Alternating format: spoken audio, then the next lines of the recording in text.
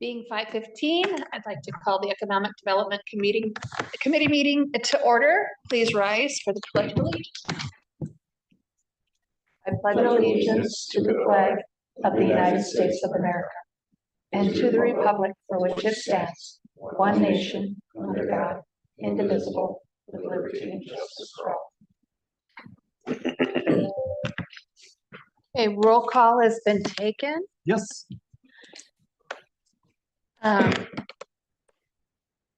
The agenda will be followed as presented. If I could have a motion to adopt that. Make a motion. Motion made by Bill, second by Tim. Any discussion? All those in favor say aye. Aye. Opposed? Hearing none. Agenda approved. I'd like to consider a motion for the May 28th, 2024 minutes to be approved as presented in the packet. Motion to approve the minutes. Motion made by Tim. Second. Second by Adam. Any discussion? All those in favor? Aye. Opposed? Hearing no opposition, approved. Public comment. Public comment. Seeing no public comment, we will move on to the New London Business Highlight with EJ Metals, Skeeter North. Great. I'll take the opportunity to do some introductions. So this is our second business highlight. So we've invited Dusty Hurt, and correct me if I'm wrong, General Manager of the Skeeter North / EJ Metals plant. Did I say that right? Yes. Perfect. So Dusty, if you want to come on up, and Dusty's going to give us a little rundown about what's going on with Skeeter North. I'll get his PowerPoint all set up. There you go. Feel free, take a seat right there, and you can present right from there. Get your presentation. The floor is yours.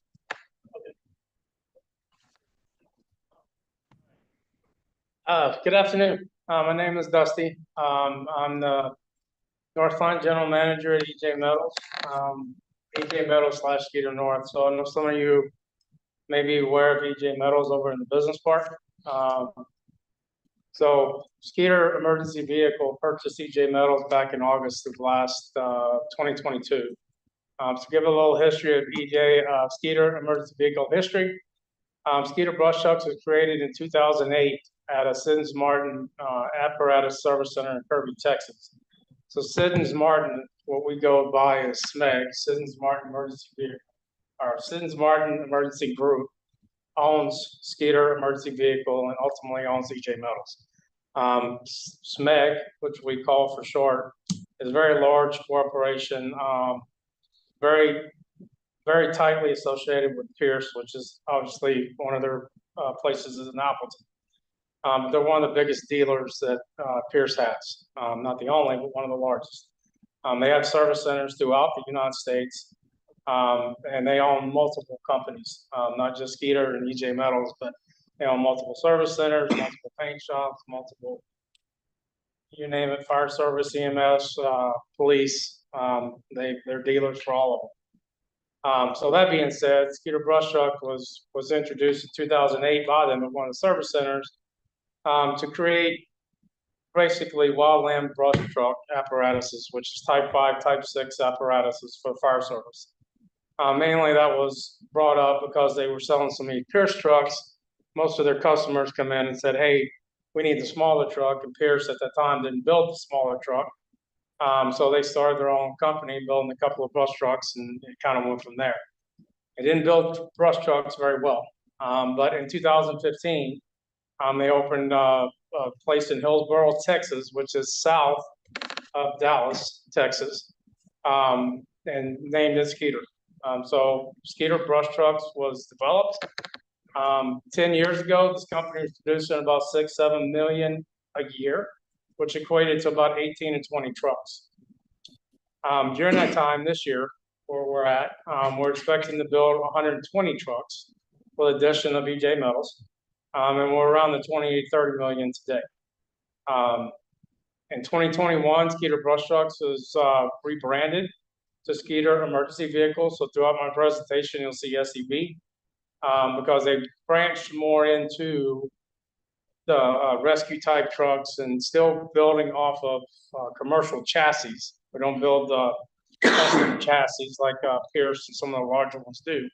But they got into more rescue style trucks and the brush trucks, and it started really growing. We got into lifting trucks and Skeeter Brush Trucks, now known as Skeeter Emergency Vehicles, very known for 3-inch lifts, 6-inch lifts on a lot of their trucks, which is very beneficial for wildland type firefighting. Today, SEV has 3 buildings in Texas. They're broke up. They started out with 1, purchased another one for warehouse, purchased another one for where they do chassis, do their own paint. When this first started in 2015, none of that was there. It started out similar to what EJ Metals is today. I got 1 building with 6 bays in it. So where they started with their 1 building is kind of the vision they have with EJ Metals, which now they own 1 up here, which is in New London, Wisconsin. Skeeter Emergency Vehicles currently been growing at a pace of about 48% year to date. So EJ Metals, which can go, oh, I guess I can do that. Sorry. Current state of EJ Metals, I think we went too far. Sorry. So given kind of a timeline, Skeeter Emergency Vehicles purchased EJ Metals in 2022, as stated earlier. And they spent the first year just revamping the operations, cleaning up legacy projects, and aligning with EJ Metals to Skeeter. So as I said in the beginning, a lot of you, well, some of you on this board may have known EJ Metals. They've been there probably, I think, 2010, maybe something like that. I don't remember the exact date the building was built. And EJ Metals still makes the old EJ Metal product, which is the dump chutes, ultra high pressure units, gull wings, which I have a few pictures at the back side of this. But where we were starting to grow was moving in what Skeeter does, which is they're in the brush trucks. And so EJ Metals also built rescue type trucks, which fit into Skeeter's portfolio of when they went to Skeeter Emergency Vehicle and got out of just the brush truck, meaning we build different bodies that go on the back of it. Some more rugged than others, a lot of diamond plates, painted, multiple things with the brush trucks, but we also add into the portfolio of what EJ Metals used to do prior to being purchased by Skeeter. EJ made some good products, and they built a market share. Things didn't work out. Skeeter come in and purchased the company, and we plan on taking that company and just, continue the growth. So in August 2023, last year, I joined the company. I'm from Texas. I've moved up to Wisconsin to help on this adventure. So I get to go to the first winter, which I keep hearing is not a real winter. So thank you. You're welcome to all of you for me warming things up for you. Because right now in Texas, I think it's close to 100 degrees already. So anyway, I come up here to kind of help get this going and continue aligning EJ Metals to Skeeter. We added in Skeeter North signage in the springtime of, I believe, this year. I'll show you some pictures of that. We still have Skeeter North on the building. We have EJ Metals in the front yard where it's always been. Today I'm wearing a Skeeter shirt. Tomorrow I might be wearing a SMEG shirt. I'm not sure who I am some days when I come to work, but we all know what our goal is, what we're shooting for. January 24, we started our first batch of 20 trucks from Skeeter. We shipped them all up north. We started building a team. When I walked into EJ Metals in August, counting myself, I had 8 people. 4 on the floor, 3 in the office, and then myself. Since then, I'm up to about 14. I made some adjustments in the office and added to the people on the floor. I've got multiple positions open now. I'll talk a little about that in the future or in the further slide. But our goal was to start with this 20 trucks and me build the team and build the things we needed with this build. Had some issues up front in November, December. By January, I got with the customer, which was Oregon, state of Oregon. Had some one-on-ones with them, kind of calmed them down on what we were trying to do, walked them to the factory, and by March, we had our first truck built for them to come inspect. They started seeing what we were doing, believing some of the things that I was putting out for the plant. We sent out our first 4 officially May 28th. The second 4 will go out July 16th, about 2 weeks. So in the matter of 6 months with 4 people, we built this first 9 trucks complete by building a team and still building the processes around it, bringing lean manufacturing in, all kinds of different stuff I grew up with back where I come from, and just bringing it all in to EJ Metals. In addition, we continue building, like I said, the original products of UTVs, dump chutes, UHP skid units, and gull wings. Like I was saying earlier, we've added 7 employees of late. I've got 5 active open positions standing right now. I've got a product engineer offer on the table as we speak. I got a parts clerk offer on the table. I've got positions open for shop helper, assembly technicians, which I haven't closed since I've gotten here, and fabrication and welding, which I just brought in one probably 2 weeks ago. We've added additional welding equipment. I put fencing around the facility for the security of the trucks that we're bringing from the south up north. It's pretty quiet out there, but I wasn't sure when I got here, so I had to plan. So we put the fencing up, and then future car lift. I'm fixing to put a car lift in there probably about 2 weeks from today in one of our bays, so we can start doing the lifting. These 20 trucks that we're currently building are not lifted, but we're starting a stock truck program in January, and then we're continuing to bring extra capacity from down south, and their backlog sitting about 150, 175 trucks right now sitting down there. So we have plenty of work from Skeeter South. We have more than enough work from what EJ Metals all. I just need to keep adding people. I get a lot of resumes. I do all the hiring right now, but I guess I'm a little picky of who I'm bringing in because it's such a small team, and I want to bring up the team right. Good teamwork is what I'm looking at. I want to build a strong team. I want to build a team that wants to go in and fight, because there's a lot of that going on and being successful in this type of business. I travel a lot. I've been to Dallas a few times back. I've been to Reno this year in a show with an international group talking about the new London facility, EJ Metals. I've been in Indianapolis for a week when we went to big fire show, FDIC, which is held yearly. It's one of the biggest in the country. Again, when we set up shop, we brought in a UTV, which I'll share up here in a minute. We set with Skeeter South, and we set right next door to Pierce, which if you're not in this industry, I'm telling you, that's a huge deal. Because Pierce is the big talk when you're talking fire trucks. They sell a lot of trucks. They're not the only ones, I understand that. But we do sell a lot of trucks. And so sitting with them really helps us at EJ Metals and our location sitting in New London. So this little town's getting a lot of vision from this company when I go to these shows, because the first thing I ask is, where you built this? We're building New London. Where's New London? 30 minutes outside of Appleton. Oh, okay. So but before they never knew about this place. So a lot of talk when we go to these shows. I'm leaving Monday to drive a truck. I'll share it here in just a minute. Go back to Texas. That's gonna be a long week. Driving it back to Texas to go to a teak show where a lot of SMEG is at. They got the other half of the country as well.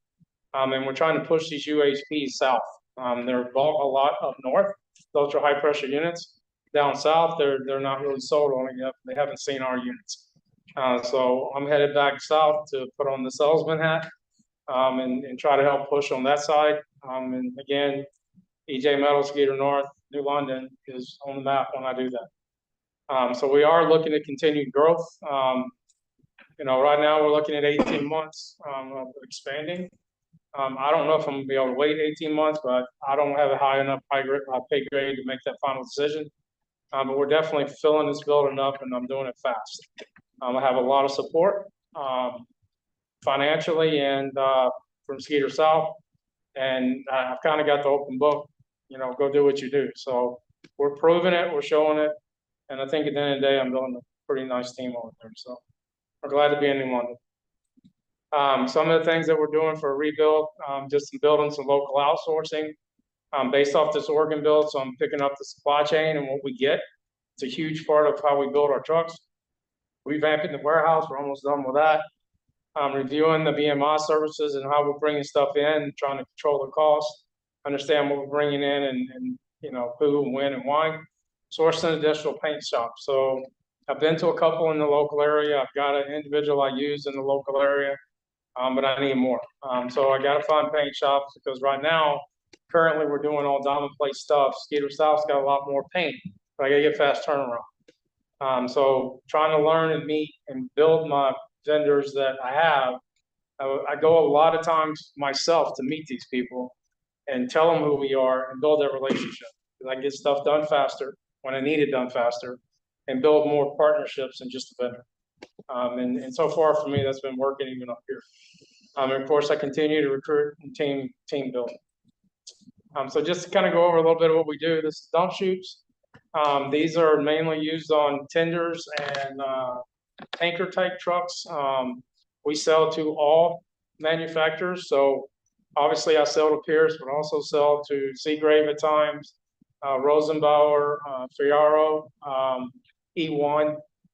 There's multiple manufacturers out there that are buying our dump chutes. They are patented to EJ Metal.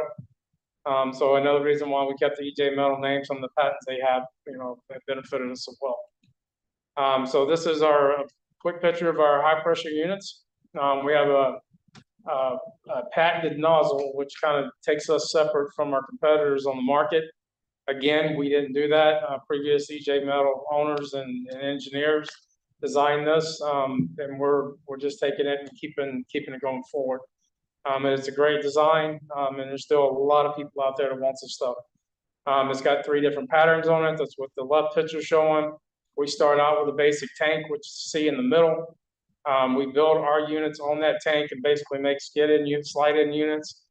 They go in the back of trucks, and typically at 350, at 450, at 550, can turn that into a rescue type truck in a matter of skid.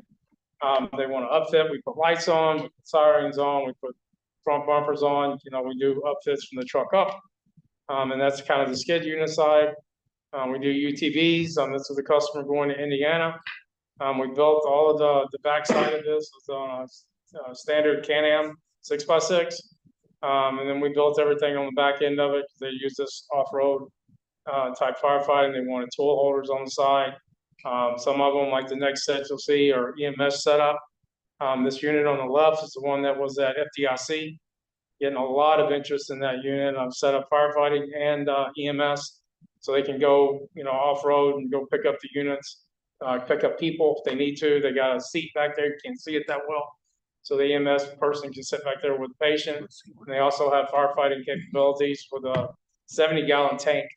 But with it being an ultra high pressure unit, one of the benefits of that is using less water, high knockdown, less water. So that's where this comes in, especially on UTV units. When you're down in the woods somewhere, you don't have water supply, you've got plenty. Now, this is one of the higher ends. Not everybody's going to buy a North Star Polaris. That unit itself is quite expensive, and when we add what we do, that makes that unit quite expensive too. But there's departments out there, that's what they want. So that's what we take to shows, and then we can back it the department. The top one there is the one I was in Reno with. It's more of a basic build, basic Polaris. We do have deals with Polaris that we work with from a contract side and a government side, because we're supplying fire departments and stuff like that. So we can get our special pricing and try to share that with the customer as well. That's a typical build on the back with a UHP with an OEM body. So a little less work, a little less expensive unit, and that's a high. It's sitting in Reno right now. I'm actually fixing to bring it back north and sell it up here somewhere. So then our proud of 4 trucks that we just delivered. This is a big part of our team building, because this is not easy to do. And bring in new people and train them and be in a new area and be working for a different company. I could go on and forever. But we're successful and we're about to be successful again. Started out on my first truck making about 600 hours to make the truck.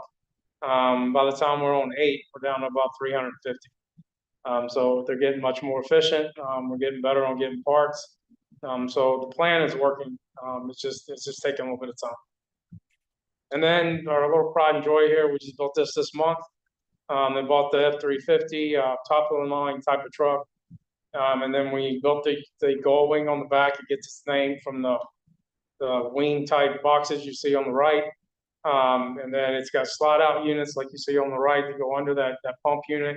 Everything's contained in the trucks, 150-gallon tank, 10 GPM type unit.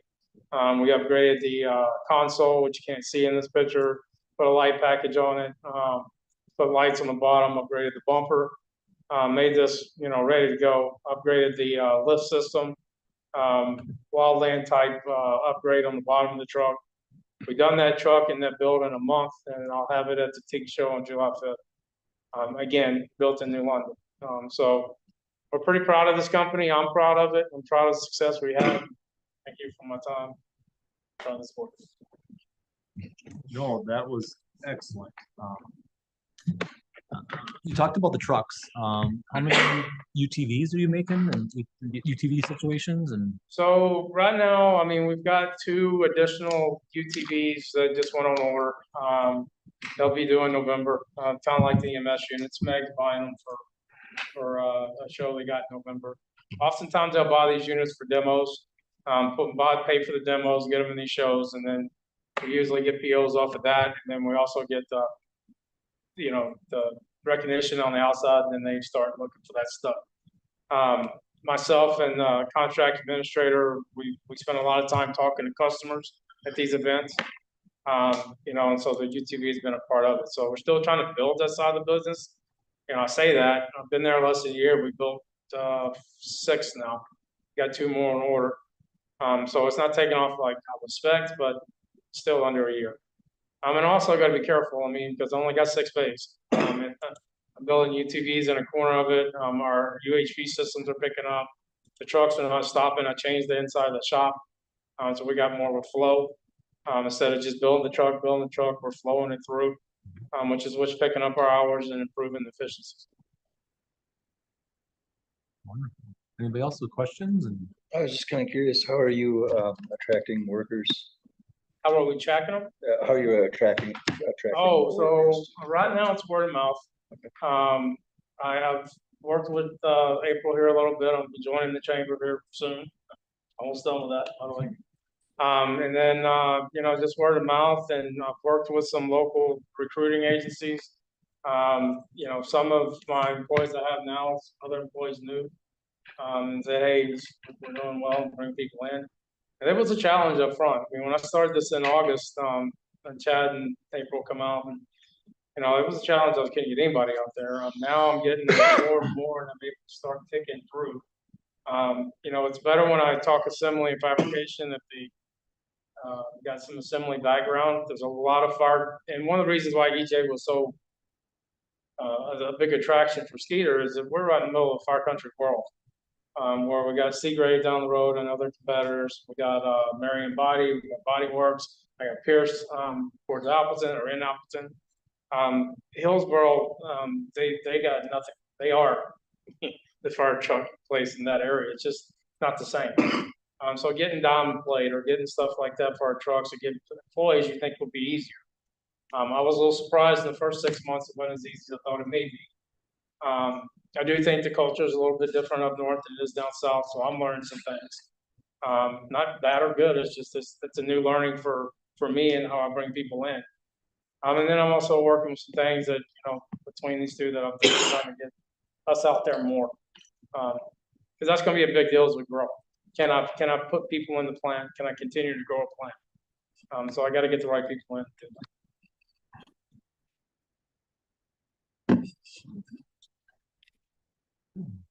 any other questions? Your wage wise, is that competitive to the other guys around here? Sir? Your wage wise, Wait. the wages that you pay your staff? Oh, yeah, they're competitive. Yes, sir. So we went through and looked at what is playing current up here. It's actually a little higher than what south is, based on the location in the area. So yeah, we reviewed all that. I don't think that's an issue. I'm not 100% sure. First issue was we were under SMEG and nobody knew what SMEG was. And so when we started kind of getting that talk and then changed them where they're at, and Indeed, because all of our HRs work through Siddons Martin. So we had to kind of align them, some of the places they were looking for. We did check wages and stuff like that and make sure we were being competitive across the board. And we are. And then, I mean, I guess it's a matter of time from there.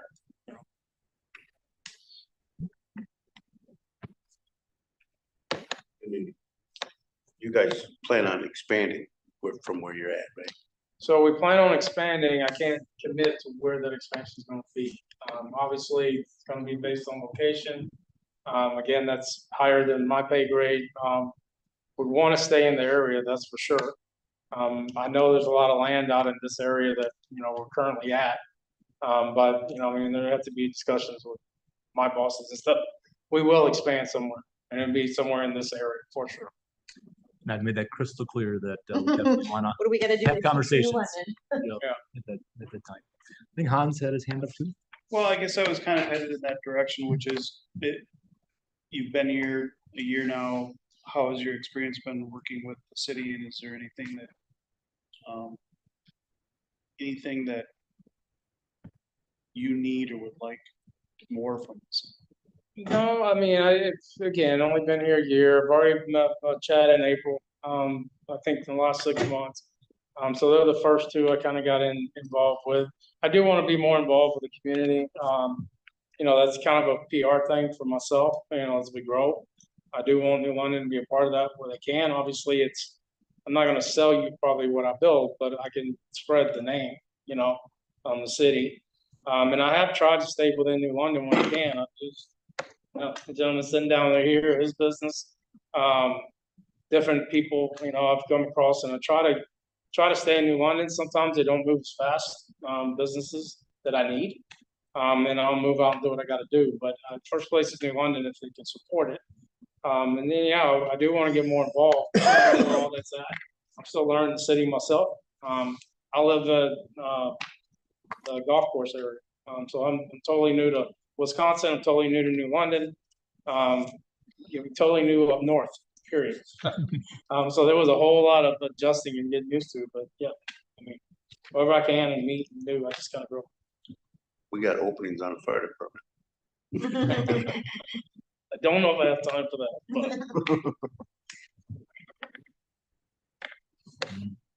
Any other questions? Any other comments? This was fascinating for me, by the way. It was absolutely fascinating. I had the opportunity to take a tour of EJ Metals when they first started up. So to see this expansion and see how that business has changed and grown and merged, and that's extremely fascinating. So thank you for that. thank you for having me. Thank you so much. Really appreciate it. Thank you. Okay, moving on. We have a hashtag presentation that our student representatives put together. So Carson and Wyatt. Wyatt, since we're gonna grab the remote over there, and then I'm gonna set up their presentation.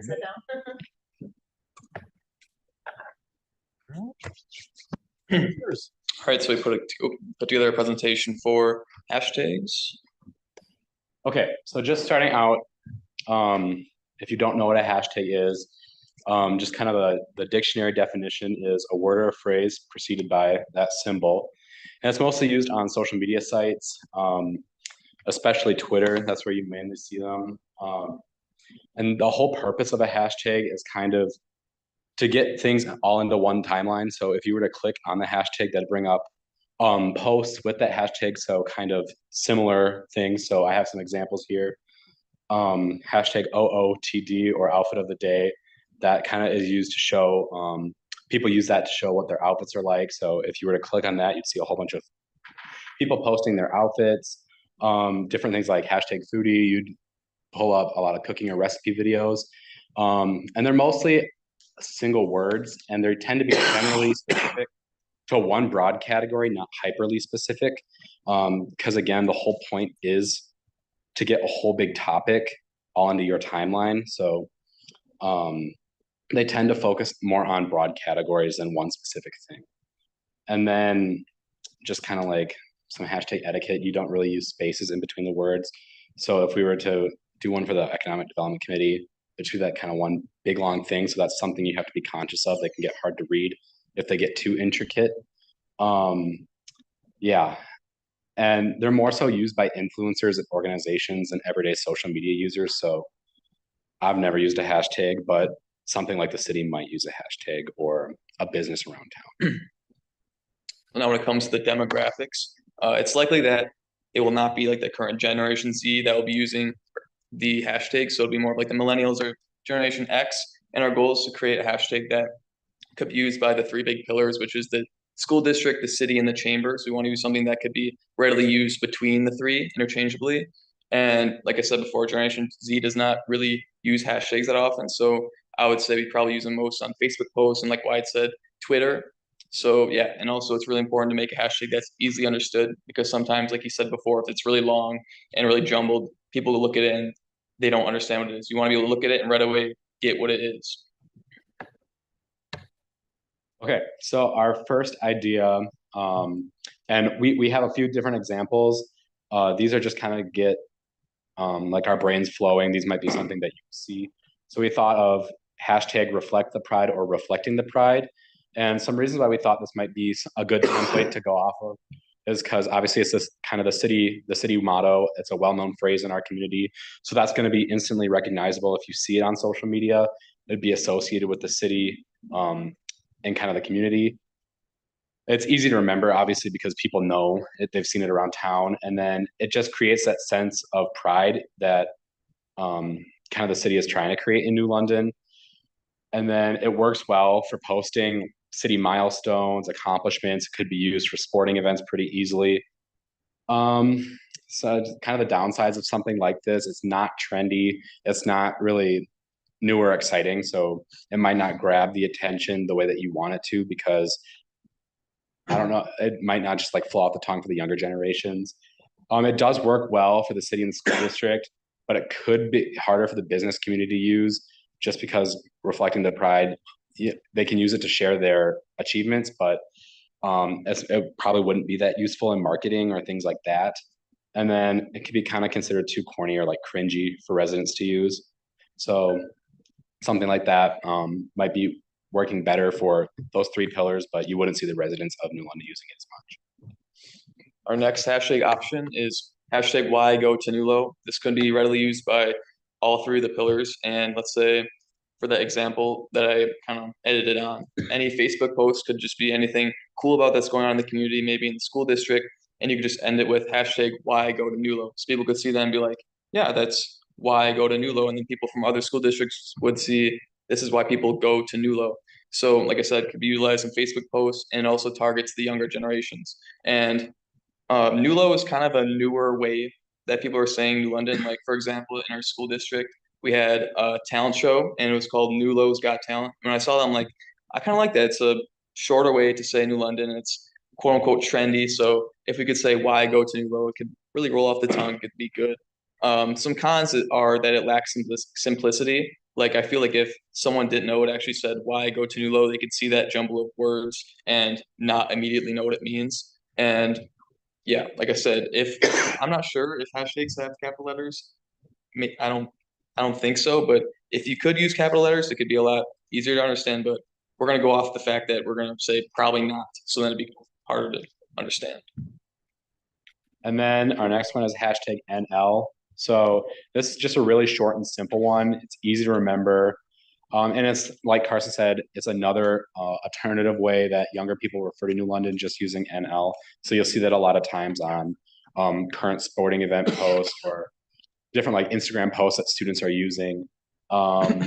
It works really great for all three major organizations in the city. It's not too specific.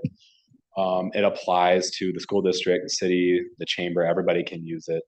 And then residents would be more likely to use something like this because It's just those two letters. It's easy to remember, nothing corny about it. It's just everybody knows what it means as well.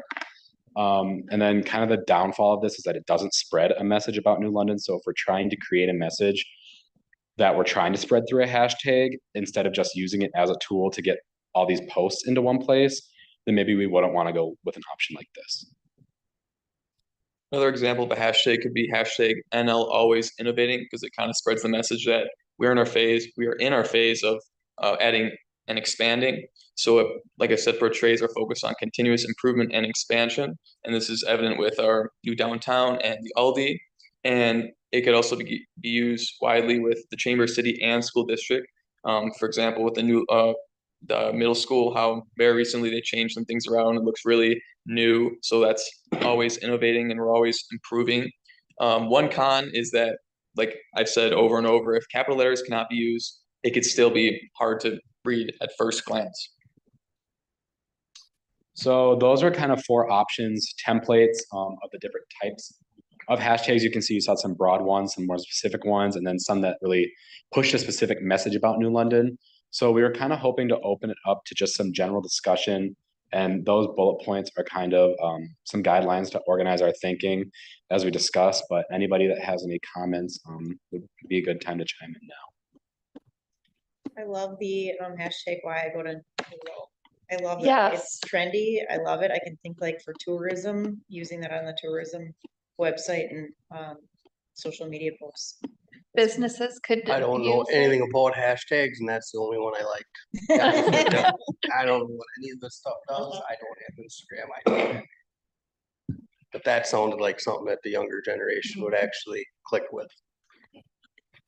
And you use that cringe word, and I finally learned what that meant for my daughter last week. So I'm so cringed at. exactly. I guess I'm interested to hear your thoughts on the last one, which is, I mean, we could sit in this, I'm sorry, the last question that you had. I mean, we could sit here and say, I really like why go to Nulo, but how do we get people to use it? And I guess the folks of your generation, what are your thoughts on that? Yeah, so as Carson kind of mentioned, it's not really the people our age that are using hashtags, it's more like those Gen X and millennial demographics. But I guess kind of how we thought about this whole hashtag thing that we've been discussing, it's going to be harder to get residents to buy in, and it might be easier just to have the city and the school and the chamber and like the local businesses get more in on it, because it'll be easier to do that like through those organizations and use it more as an organizational tool for city residents to have all those posts in one place. They might not be posting about it, but it's one way to get all the information in front of them. So as we kind of discussed, like that's something to think about is it really important that residents use it, or is it more of a tool to get information in front of residents? And if we wanted to get residents in on it, I think a lot of it's just going to be kind of getting in front of them, because the popular hashtags that are used on social media by influencers and organizations are ones that they all use the same one. So I just think the more that you see it, the more likely you are to use it. So yeah, you'll get a couple of residents, I think, just naturally using that hashtag if they're seeing it. Pretty big first step would just be to talk to the person in charge of the Facebook group and have them for every single post just put hashtag. If you guys like why I go to Nulo, just put that on there. And then if every single post says that, the people viewing it would see it over and over, and then they'd think, if they're posting something about New London, they'd think, oh, I've seen that before, and then maybe they'd put it down. It would spread, and then I don't know if you've been to like conferences or even baseball games will do this, but if you're making a post, sometimes they'll just have something in their programmer up on a big screen just saying, if you're making a post about this, use this hashtag to kind of spread the message. yeah, that's a good idea. We could have some like challenge where we have for let's say a month, everyone do their favorite thing they do in New London, and they have to put the hashtag why I go to Nulo, and we pick our favorite at the end of the month, and then the winner wins something like some chamber bucks or something like that. We spread like a little movement of the hashtag, and then I feel like a lot of people will get more into it, and then even after the month, they'd still use it. You could do a challenge like your favorite place to go in New London, and Yeah, just like you said. Yeah. And use that hashtag for tourism or something, I could That'd see. be cool. That'd be fun. I know nothing about this, but every single time everyone described whether it was New Low or anyone, the word New London was said multiple times. Is there something that we wouldn't want us? I mean, we've referenced all these to New London. Wouldn't you just go hashtag New London? I know it's not trendy, but if it's meant for gathering and if it's looking at simplicity and if it's typically the Gen X and whatever you said on there, I just noticed that every single person who talked about it referenced New London every time. I like that it rhymes, so why go to New Low? I think it's just catchy. I don't know, just caught my attention. Well, and a lot of times when people hashtag, they do more than one hashtag. They'll do, so say they're going out to eat somewhere. Why go to New Low? Hashtag foodie. Hashtag whatever establishment they're at. That kind of thing. And if, when I was looking at this well over a year ago, doing this kind of thing, when I hashtagged New London, there's more than one New London in the United States, and and New London, Connecticut overrides us big time. So if you hashtag New London, a lot of Connecticut stuff is coming up. Good point. So it would need to be like NLWI or something like that, so that we're in Wisconsin. But I think the New Low, why go to New Low? And then we could also do a hashtag New London, Wisconsin or something, whatever else we wanted to incorporate. Because I think like if a business is gonna do it, like if the school district is gonna do it, they've probably got their own hashtag they hit stuff with. So they're gonna do why go to New Low and then their hashtag. Hashtag Bulldogs. Hashtag, yeah. So they're gonna do those other things too. So it's gonna be more than one, but then if you go on your phone and you browser, whatever hashtag Bulldogs, you're gonna see all the posts that different people have posted on social media for the Bulldogs. So, but yeah, if we have a theme that runs through all of the things, and I do love the why I go to New Low. It feels way more trendy even for this, early Gen Xer, this Joneser. So Generation Z, like hashtags are just even with TikTok, like it's just not a It's cool thing. it's different if you're like an influencer. So, for those that don't know, an influencer is somebody whose job is to post on social media. They make a career out of it. It's different if you're that's the people you're seeing on TikTok that are showing up on your screen. But somebody like me, I've never used a hashtag. So I don't see my friends using hashtags really either, unless, they're trying to get themselves out there. It's more of a tool to get you in front of other Recognition. people. It's a marketing tool. Right. Which is why it'd be important for our community to use it, because then we'd set us apart from other communities. It's not just like a person by themselves, like an influencer. Is it like setting up an email? It's just kind of something you add to the end of like a post, like Wyatt said before, you can click on a hashtag and see all posts that pertain to the hashtag. So the more hashtags you put on there, the more audiences you'll reach who are on those hashtags. So the better chance of like finding your thing, your post. Like that one? Mm-hmm. It's like at the end, you just put why go to New Low, and then you So- click on it. Just by putting that pound sign and then those words after it, it kind of creates like a hyperlink, and it'll take you to if you click on it, it'll take you to all the posts with that same hashtag on it. So you don't have to like register it or That's anything. what that, so we don't have Oh, to set yeah. anything up. It's No. just- Right, yep. Fascinating, Bill, huh? I love it, guys. Great job.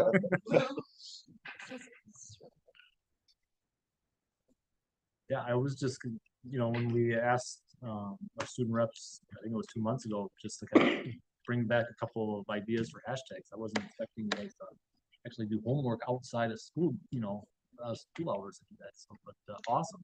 Very, very No, nice. and thank you for that. Yes, this was extremely insightful and well put together with the different options, with the pros and cons. And you can capitalize, it just doesn't, it, for whatever reason, when you're capitalizing in hashtags, when it starts to generate, it doesn't keep the capitalizations. It will on what you do, but when it starts to generate those groups, it doesn't have to be. Yeah, it can be, it doesn't have to be. I capitalize in mine because I like to, because I want to see what I'm reading. So, I guess, open it up for discussion. Where do we go from here with this? I will say that I met with our library media specialist at the high school who runs the school's social media accounts. And she just said, kind of talking about this, she's a very smart technology person. Her recommendations were to keep it simple, but it spreads a message. That's where like that hashtag NL might not be the greatest. And where something like why I go to Nulo, it spreads a message.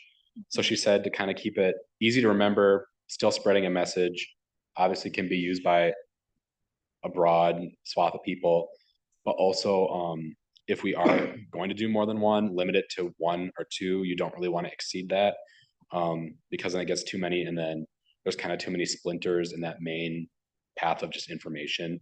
So I guess those would kind of be guidelines for where we want to go.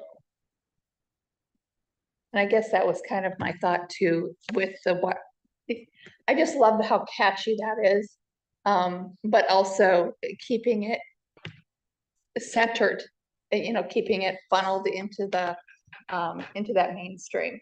And we do know that like, Events Everlasting they'll do why I go to Nulo, Events Everlasting is their hashtag as well. So then if someone is streaming or is scanning through the why I go to Nulo and they see Events Everlasting hashtag, they can hit that hashtag and see all about that business.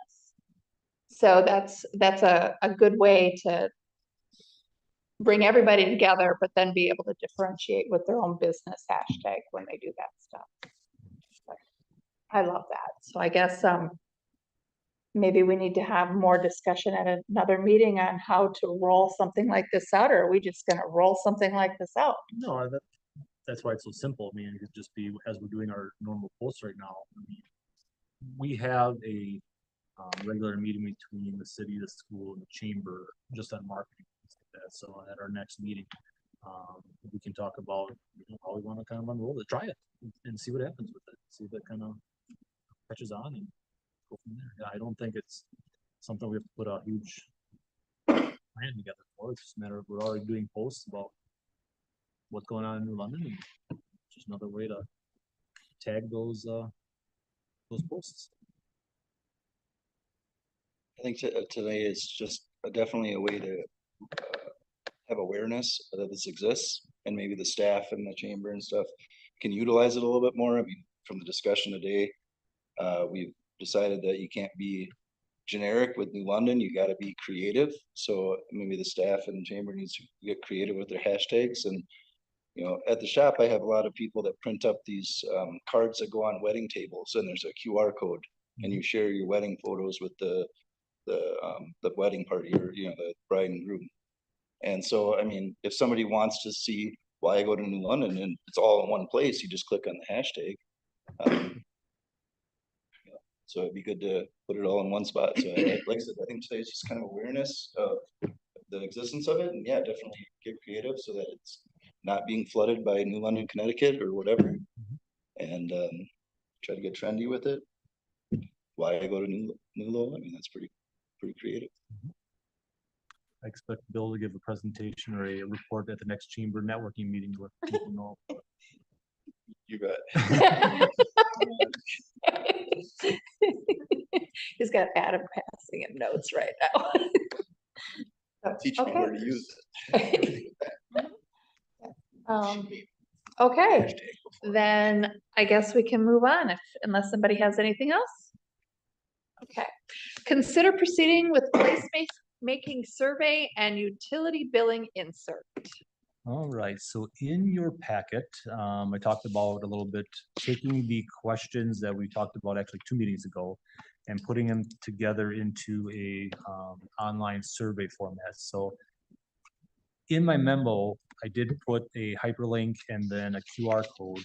And I asked if anybody had any time, just throw some data into this test or draft, placemaking survey.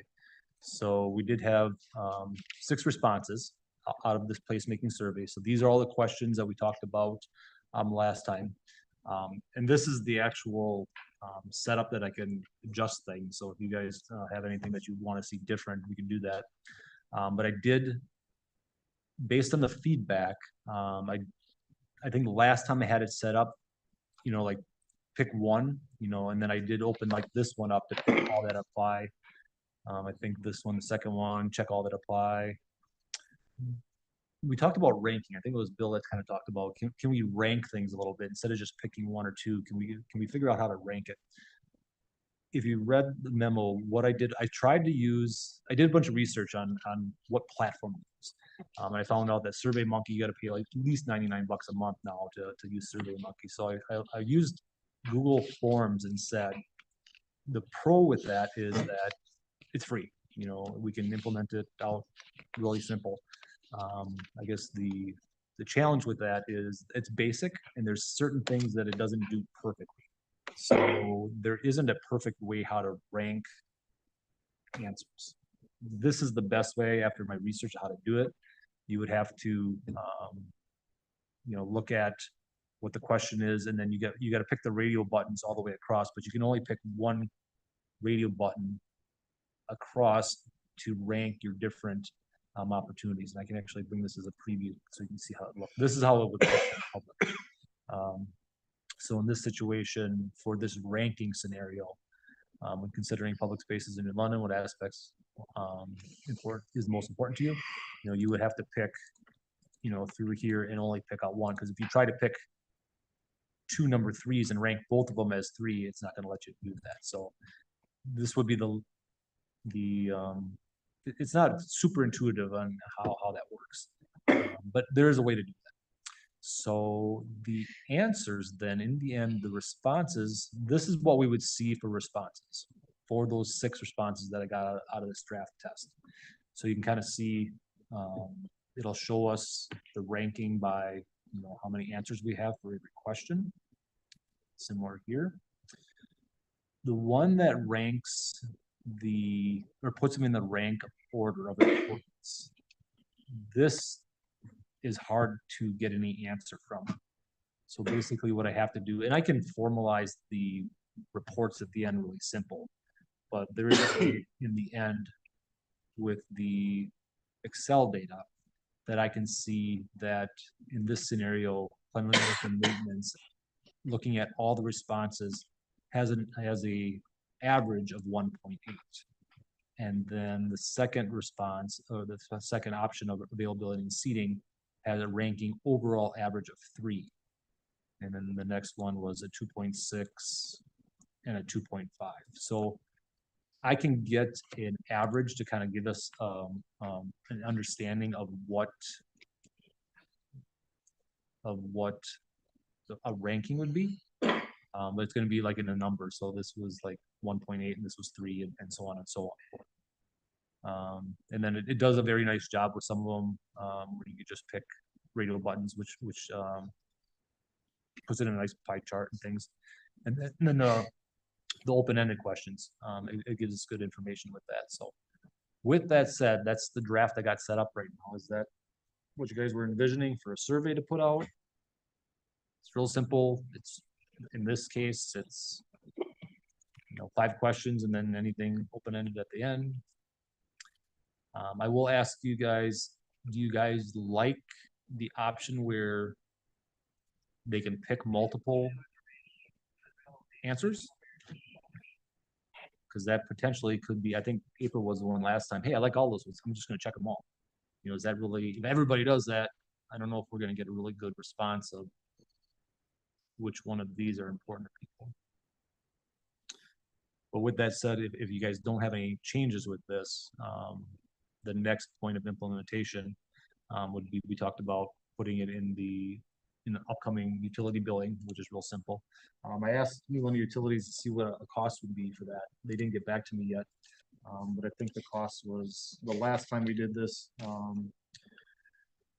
we sent out the annual report, the council, April 16th meeting, it was a cost of $378, so it wasn't too exciting. And what I would do is just, put a nice little flashy card together, and I would put the link in the QR code so people can do it on their phone as well. With that said, I'll kind of throw it back to you and see if that's how you want to proceed with the survey. It's a general survey. It's not site specific. We didn't put, this specific site or this specific site. It's just very general surveyable placement. I like the ranking one, number 3. Can you do that for 1 and 2 as well? That way you have, which one do you enjoy the most? I can do them all 3. The only thing with that is if you do the ranking, it doesn't give me the option of other.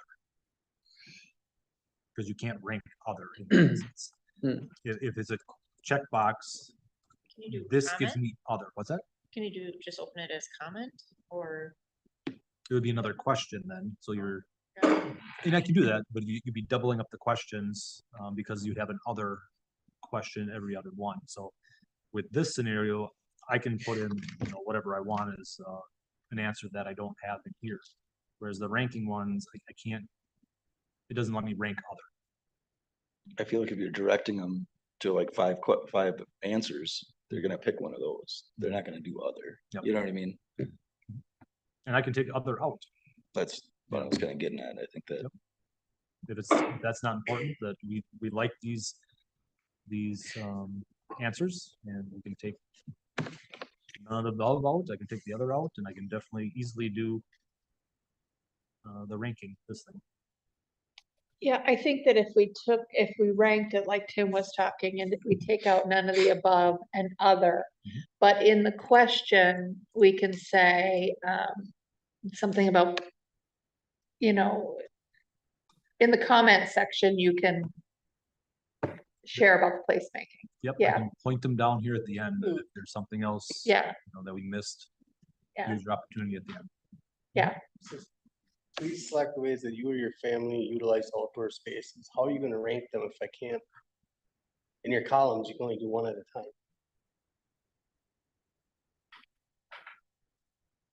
So think question that- number 2, you're on? Or question 1, it doesn't matter. If you put them into these column things, you can't rank them, because what if they're 2 for, you're gonna have to have however many questions you, or however many lists you have there, you're gonna have to have that many numbers. Yes, so And I if there can't give is, like, because I really enjoy nature and I really like socializing with my friends. One's getting a 4 and one's getting 5. so if there's 5 answers right here, so this is question number 1. Yeah. If I'm getting rid of none of the above and the other, Oh. so there's 5, so that it would look like this instead, was just a 5th column here. Right, but I can't, I think you're better off finding out what they enjoy by the number of people that enjoy it. So that's what we can work on. Because you rank it, you can't give it all 5s, you can't give it all 4s, something's getting a 1. So in what you enjoy all 5, one of them you're gonna have to not enjoy anymore. Right.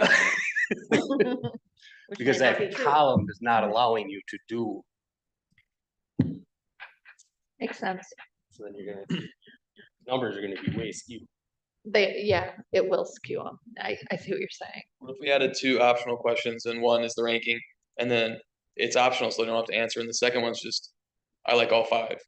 They get to do either ranking, or they be like, I like all 5. I think it's fine to leave it as check all that apply, because a few people might check all of them, but I don't think everybody will. Just me. And you'll get enough data. 100 people do it. 100 that pick number 2. I think you will get enough data off of I that. like leaving the other on there too, because I feel like that might open up some things that we're not thinking about. Right, because if you give them these questions to answer, and they got something that's totally different that they wanna put on, where are they gonna put it if you take other off there? Cause that's why we're doing it, is to get. Could be feedback something that from we're the missing. city. Could be something that we don't think about that the citizens actually want.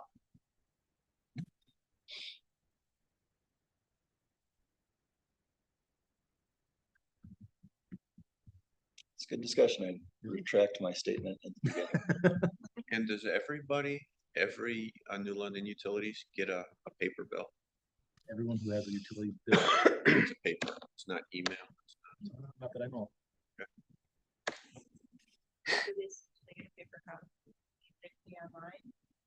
Yes, Yeah, they you do. still get a paper copy. Everybody gets, He would know. everybody gets a paper bill. Oh, you have some proof of your residence. Everything else. It goes out in multiple shipments over a course of 2 weeks, and we get, and we get phone calls when one person doesn't get theirs, but their friend across their friend on the other side of town got theirs. I didn't get my bill. We get those calls all the time because they're not all mailed on the same day, thank goodness. Would you need a motion to go forward with this? Yes. I'll make that motion to go forward with this. Second. And then also, if you guys want to put in utility billing, Yes. to approve that insert utility billing, I'm guessing again, it's gonna be about that 730, it's $378, $400. Okay, so what is your motion, Tim? Make a motion to proceed with placemaking survey and utility billing insert. And the You mean second, to Include the cost to it, or to not to exceed $500 or Oh, something? that'd be more than enough, yeah. That'd be fine. okay. Yep. Second, okay, any other discussion? Hearing no further discussion, all in favor? Any opposed? Hearing no opposition, that passes. I'm sorry, who's second? I didn't catch the second. Dave, okay. Okay, updates and reports, business updates, April.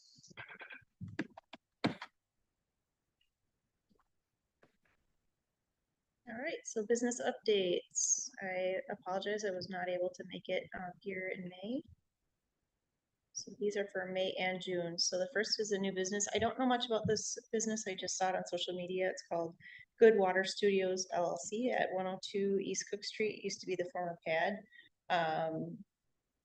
A resident drove through there and it looks like they had to do some renovations, but it's all fixed up now. So now it is a place for music lessons, band rehearsals, and studio space, and they're open by appointment only. Next is a new business, Family Bake Shop moved to Appleton, and Tregellis Bakery has taken over the location at 114 West North Water Street. I believe they opened in June of 2024. It sounds like they're going to keep the Family Bake Shop sign up there for now. They like it, but they are open for business. We had a groundbreaking for the S.E. Swiderski development at 305 West Wolf River Ave, and they are hoping to have that development done by the end of 2025. So exciting for the community, a great turnout for the groundbreaking between the S.E. Swiderski and community and government. I reported on this a couple months ago, but I just wanted to let the committee know that the project at Griebenau Eye Care was done in 2 phases, and phase 2 is now complete, and they are inviting the community to a ribbon cutting ceremony that's taking place in August 15th. They'll have an open house between 4 and 6. They're going to provide some food, drinks, some goodies. I believe they have an ice cream truck coming. So if you want to be there for the ribbon cutting, please be there at 4:30. And I'm sure they'll be doing tours of their new facility. The Grand Sonoma Theater closed down for a very short period of time. They had some staffing issues, so I wanted to report to the community and this committee that they are reopened. They did a grand reopening May 17th through the 19th, and it sounds like they're being supported very well by the community. And they're running some really great shows, so keep an eye on their Facebook page and try to get out and see a movie in our community. The commercial listings, the updates here, the Burton Road commercial listing has closed. The new listing on there is the former city hall with multiple addresses. Sandy DeFrane's going to be listing that soon. She's trying to get some final photos of the apartments. It sounds like there's 10 apartment buildings up on top there, but they're listing that at $975,000. So there's some interested residents and candidates in that. So hopefully we can find a new owner, that can put some TLC into that building. I think it's a beautiful building, beautiful staple in downtown, and, sky's the limit when it comes to renovating that. Any questions for me?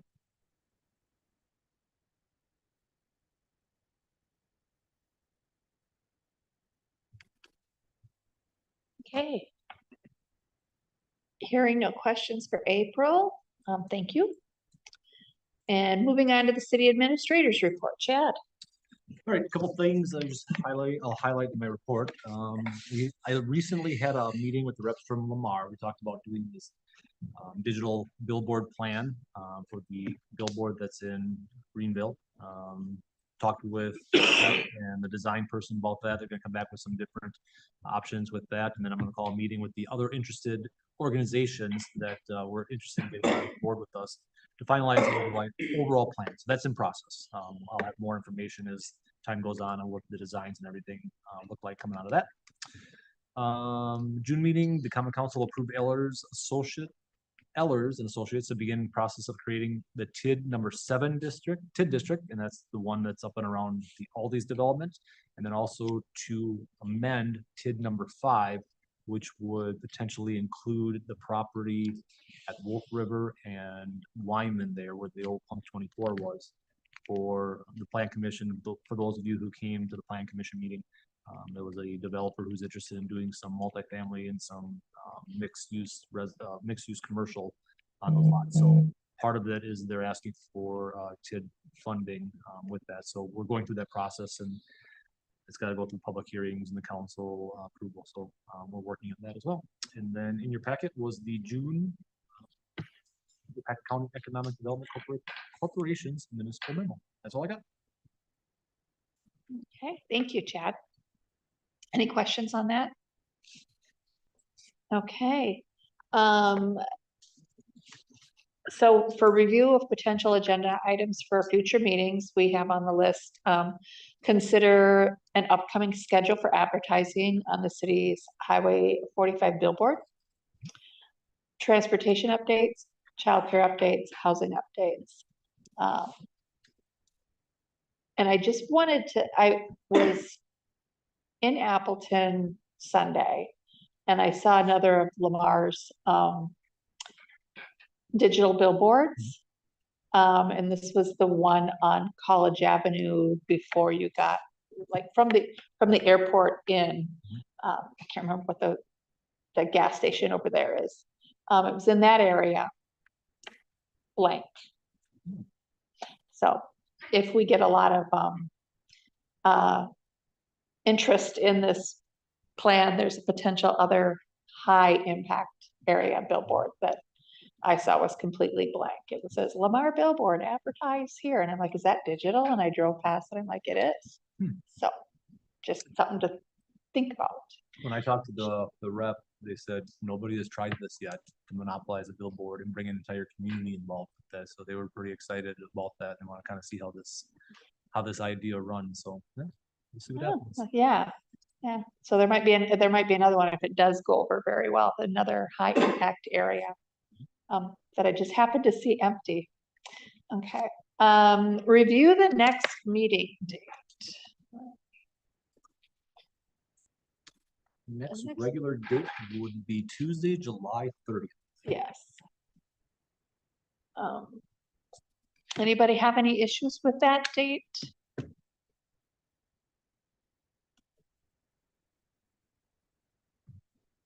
Okay.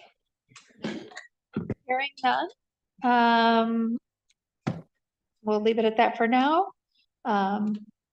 Anything else anybody wants to consider, talk about? Hearing silence, I will entertain a motion for adjournment. Second. April made a motion to adjourn, seconded by Tim. All those in favor? Aye. Any opposed?